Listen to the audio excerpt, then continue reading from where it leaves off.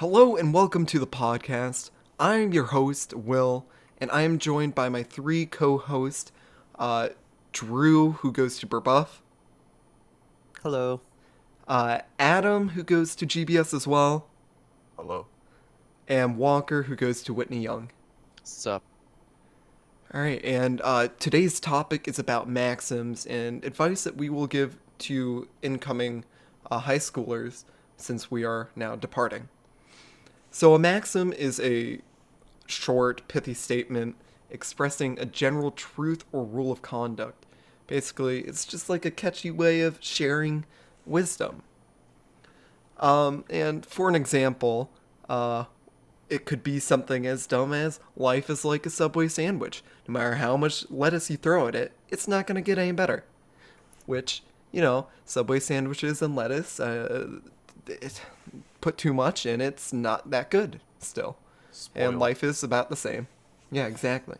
Agreed. But the maxim that I made for my English class was keep your friends close, both the ones that allow you to dream and those that keep you grounded in reality. And I think this is something that we can all relate to strongly. Uh, like, you want to be able to have the support to express your true creativity. I know that Adam here is a filmmaker, Walker's a writer, so they both would like to have the social facilitation in order to be able to perform their best. Is that correct? Of course. Yeah. Yes, and at the same time, you don't want to get your heads too far up in the clouds, or else you're just always going to be disappointed. So it's good to have like a nice little sense of reality check with everything that you do. A middle ground, so to speak. Yes, pretty much. It's Drew, good to have optimists and pessimists in your life, I guess, so you I have a just little bit of expect. both. Sorry. I just expect to be disappointed, so I'm never disappointed. yes, that is one way to live your life by. I mean, I wouldn't say it's the best way, because in that case, like, what are you looking forward to? Yes, once again, you've got the upside of not being disappointed, but on the downside, you just are never actually going to be as hopeful. Agreed. You gotta have hope to reach for the stars. No, you don't.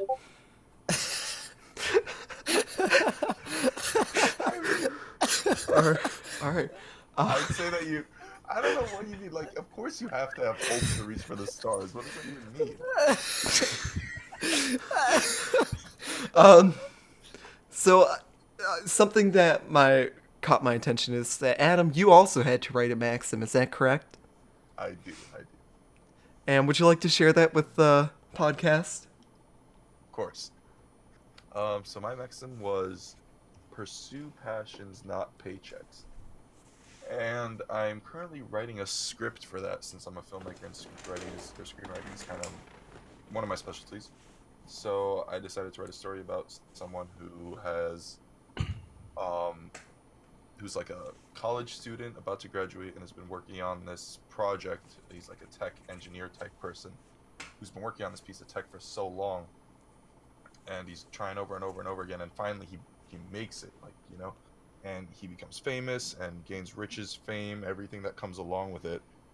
But in the process, loses what really matters most to him. It's a very like normal, everyone's heard it before type of storyline, but it still rings true because in the end, this character that I made loses, or he has no interest in life because he's rich and everything is handed to him on a silver platter. So he decides, in the end, to basically go back to when he was poor and pursuing his passions of creating tech.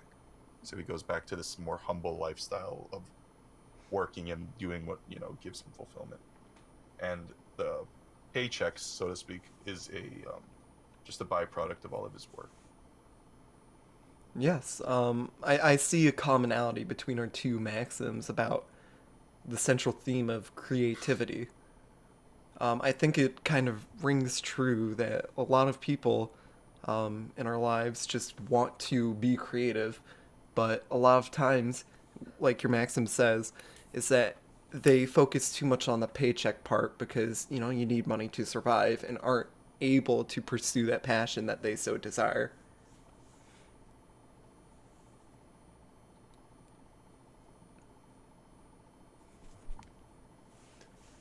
Um, so I guess we're gonna go ahead and move on to the next topic. Of course, yeah, sure. Um, so what do you guys have to say about your whole high school experience? Is there anything that really stood out to you? And if so, like, do you have any advice to give to incoming high schoolers based upon your experiences? Walker would definitely be knowledgeable on this one Why do you say that? because you've had quite a unique high school experience. I saw a clip of you doing a big debate once. Maybe Oh, it was yeah. something Oh, yeah. on that. I remember that. That was a big deal. So as far as the unique high school experience goes, I also started high school in an academic center program. So I started at my high school in the 7th grade and was a year and a half ahead in terms of class work. Wow, And yeah, That's pretty cool. that is impressive. so I started taking APs in freshman year, and my class size in my high school currently is about 500, 600, but the academic center class was about 120. So I started high school proper freshman year with a core of people I knew everybody of, at least to some degree. And I mean, it was a typical high school experience starting in the academic center, but going from 8th, 9th grade was really painless, given that, I had close friends and that I can recognize everybody who was in the academic center with me by face at least.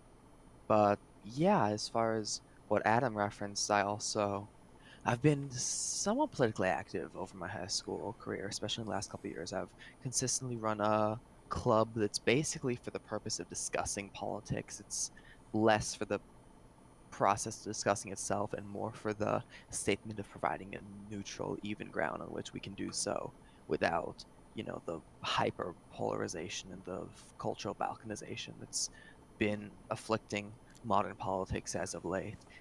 I've always tried to make sure people keep a somewhat strong focus on seeing people's point of view, not just from a logical promotional standpoint. Whether or not you agree with it, it's the point of understanding how people get to their arguments. And I mean, yeah, understanding how people get to their arguments so you can either understand how they work or just take them apart. Either way, you have to at least give your opponents enough respect to engage with them on an even playing field. The debate Adam saw was streamed by my school. It was a three people per side, and it was discussing gun control and its merits or flaws in front of all the at the time senior. It was last year. At the time senior and most of the junior class, and it was streamed live and after the fact videoed, so on and so forth. It was a good time. I can't say I was entirely satisfied with its happenstance, but that's really because the moderation was not as unbiased as it could have possibly been, especially galling given that one of the guys who helped organize the debate is very pro-gun, and he basically did it as a matter of my political views aren't very well represented at my super liberal inner city Chicago high school, and he's right. But the principal almost instantly delegated the organization of the matter to the debate club, which is almost universally against guns. And I Nice. really felt for the guy in that he kind of had his project stolen from him by people who disagreed with and silenced him for a while. The debate itself was fine. I didn't have much problem with the other side or the act itself, but the organization really galled some of us. This reminds me of something that we were actually discussing about in class when we were trying to create a group or a class challenging of the status quo. And one of the suggestions was about how a lot of teachers willingly or unknowingly force upon their own like political biases against their own classes. And what I got from yours was the teacher or whoever who was pro gun was since he was like kind of the only one there who was pro gun, was very lonely in that, and a lot of the school tried to silence his opinions because it differed from theirs. Is there anything like more about that that you kind of felt upon? Yeah, you know what? When I and a couple friends pitched a club that's intentionally based around, like, we pitched it as, and we've always expressed it as, this is a club where people can just talk about their ideas on a neutral level playing field without, being jumped on or dogpiled or bandwagoned against. And within 2 days, we had somebody from the debate club telling my principal that we were starting a Nazi club. Oh, good If you lord. want to talk, yeah, I mean the That's extreme though. That's a very like. not at my school. I mean it's not an uncommon sentiment, and I mean my school is obviously pretty extreme politically in terms of Mm-hmm. its leanings. But for my school, which is a good 2,000 kids and a fairly influential school in the city of Chicago, it's not really weird at all. And that was not certainly not the only person who shared the sentiment. Luckily, the history teacher who was involved with the club is a very level-headed guy, and he's very liberal, but also Respectable. understanding about Fair. yeah, Well, that's good because like and he vouched for us well enough to keep it going. But in the end, you did ultimately, well, I'd say push through it and get this club started, and I assume going well or it went well. oh yeah, Yeah. yes, So it did.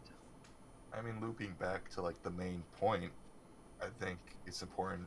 I'd say throughout past 4 years, for me personally, like I didn't start TV or know what I was doing in life, I guess, until my junior year, and that's when I found, what I'm dedicated to for life.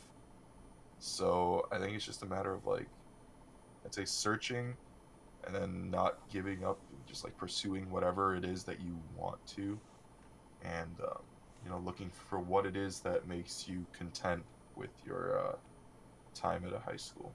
TV is your school's what broadcasting program, right? Okay, it's a television and film program. I mean, it's like Yeah. as a freshman, I mean, you never really know what to expect. People tell you a bunch of things, but then it's completely the opposite. So Hmm. you kind of honestly just have to get a feel for it yourself and realize that everyone is basically in the same boat as you. Yeah, absolutely. That's Yeah, nobody their freshman year actually knows what they're gonna do with their life. Nobody, yeah. I mean, nobody knows how to function throughout the school in their freshman some year. people might think that they do, or they might like have some sort of idea, but they're not sure. Like I, for me, like back to the whole like club that you were talking about, Walker. I had like a crazy experience with that, and the fact that I went from living in like the city of Chicago to like the suburbs of Indianapolis, and Oh, I'm sure. I went from people around me being super liberal to people around me being super, super conservative. And basically, my grandparents are both very conservative in the fact that they are like, they're the type of people that would like to tell me that, yeah, that whole like church in Paris that burned down, yeah, those that was the crazy immigrants. Those are the immigrants. And like they'd rather believe in the apocalypse than climate change. And then on the other hand, my mom is super, super liberal in the fact that she just wants to have Medicare for all, that sort of thing. And it's kind of interesting come like family times, but like as you said it in the past, like you just have to respect each other's opinions. Hmm. Or at worst, don't talk politics with people you don't want to Yeah. fracture relationships with, especially today. So I I mean, sorry, go go on. ahead. Oh, you Oh, can go okay. ahead. Yeah, if you're changing the topic, well, I mean, I'm super into game theory and social structures and the means by which they develop and propagate. So I could talk about it for a while, but there's so much risk these days in terms of, and I'm not saying it's perpetuated by a specific side so much as it's a response to a lot of societal factors that take too much time to go into. But there's a very clear polarization in terms of political ideology and side taking that has grown increasingly personal and identity linked. I've got to agree with you on that one. I think it's important not to be dragged down or shunned by, what the world or whoever it is that's in your area is trying to tell you. It's like, oh, you can't think like that. can't function like that. You have to have and build and base your own beliefs in what you think is right or the best or whatever regarding politics, but also like just putting politics aside for a second, it's like it's not even a primarily political thing, I mean, you know what I mean? It's like a personal yeah, you have to stand for something. You have to think for yourself. You have to challenge the status quo. If And you also have to Because be- the status is not quo. So I think a good piece of advice that we could give incoming high schoolers is you shouldn't be afraid to speak your own mind and have your own opinion. But at the same time, just know that not everyone is going to agree with you and kind of expect and prepare for that. A lot of times you'll be kind of forced into thinking a way without you maybe even knowing, or maybe the teachers just don't even realize that they're putting this on you. But you gotta remember that you are your own person, and to still have your own independent thoughts, but also know when there is a line that you don't want to cross. I think that's a good way to put it. Be respectful, but at the same time, speak your mind.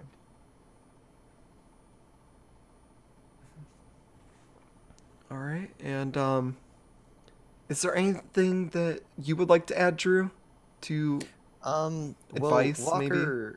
Walker was earlier talking about how he knew people coming into high school.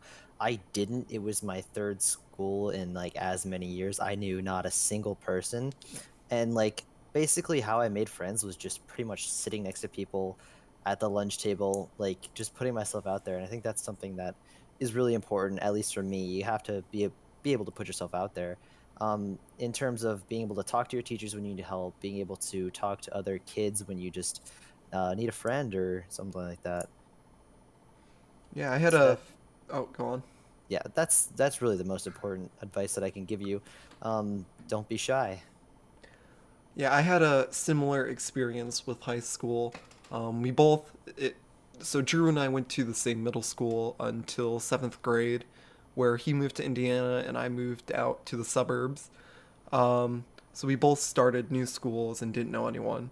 And something that I wish someone would have told me when I started high school was to put yourself out there more. And I know it sounds cliche, but it's true. You don't want to be in your own little world, because once you're in your bubble, and like for me, I had a group of friends like the freshman and sophomore year, but I lost touch with them. In junior year, I didn't have those friends, and I lost a lot of people.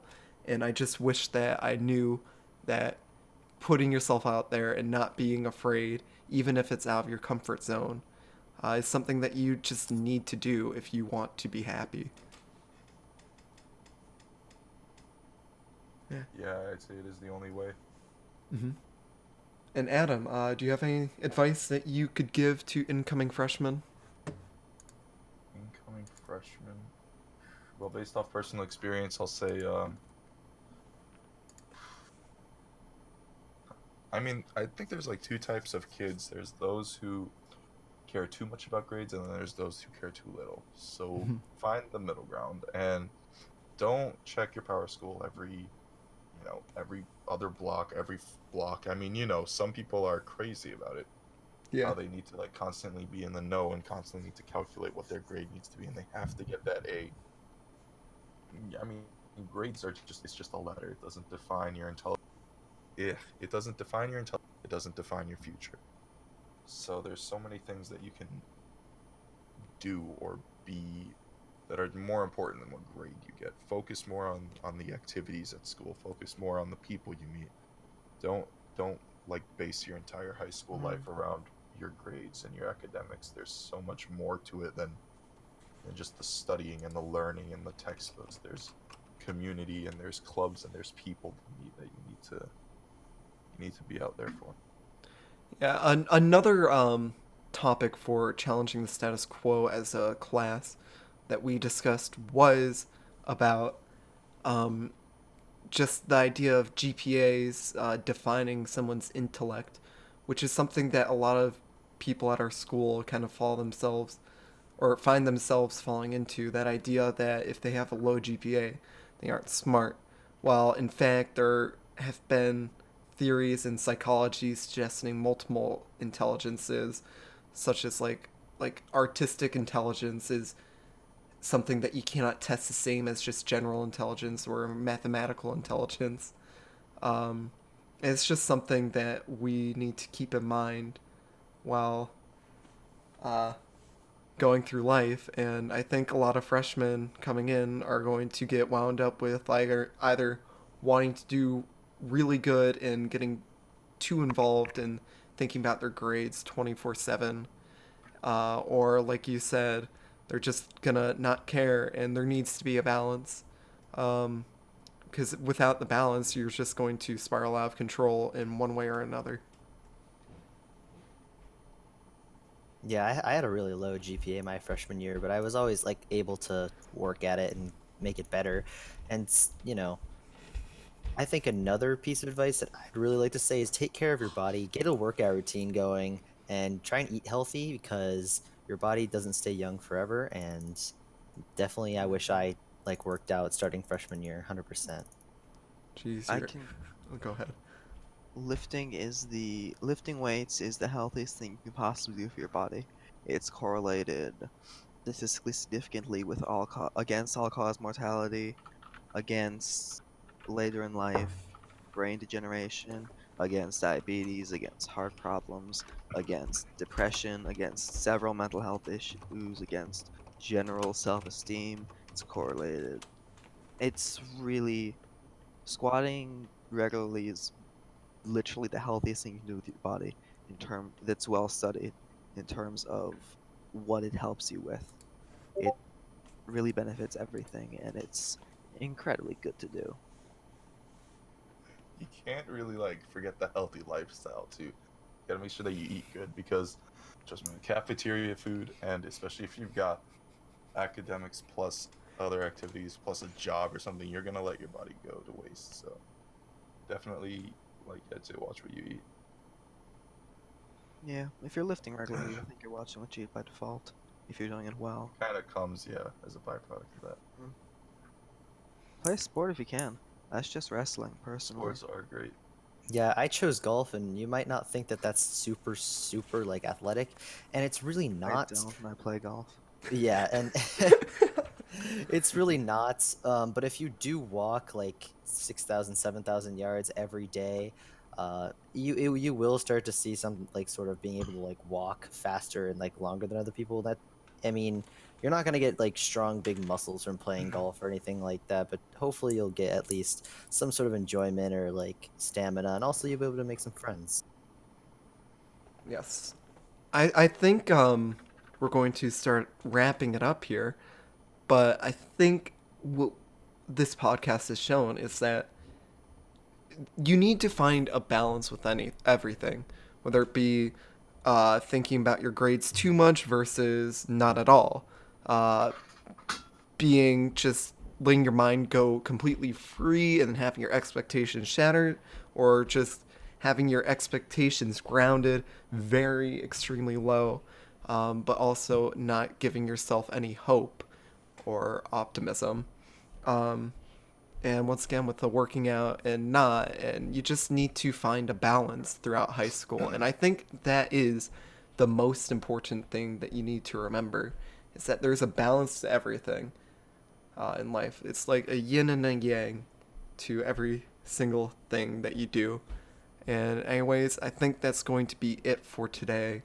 Um, this has been the podcast, and yeah, have a good one.